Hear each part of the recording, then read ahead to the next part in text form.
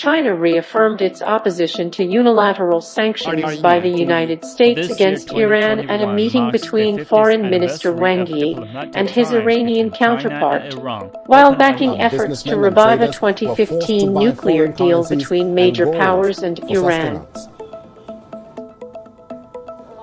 The slump in economy. A summary of Friday's meeting between Wang and Iranian Foreign Minister Hossein Amirabdollahian in the city of Wuxi, in Jiangsu province, was posted on China's foreign ministry website on Saturday. During his visit, Amirabdollahian is set to announce the launch of a 25-year cooperation agreement between the Islamic Republic and communist-ruled China.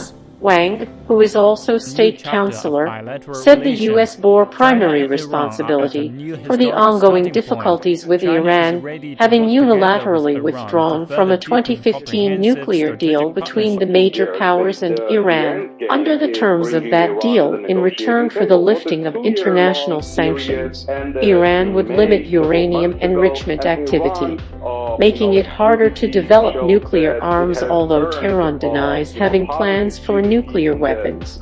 Wang said China would firmly support a resumption on negotiations on a nuclear pact, but he said China firmly opposes illegal unilateral sanctions against Iran, political manipulation, through topics including human rights and interference in the internal affairs of Iran and other regional countries. The worst deal ever negotiated, decided to pull the US out of the deal in 2018 and reimpose the United States reimposed sanctions that badly damaged Iran's economy after withdrawing from the nuclear pact in 2018, saying the terms did not do enough to curb Iran's nuclear activities, ballistic missile program, and regional influence. A year later, Iran began to gradually breach the accord, rebuilding stockpiles of enriched uranium, refining it to higher fissile purity, and installing advanced centrifuges to speed up output.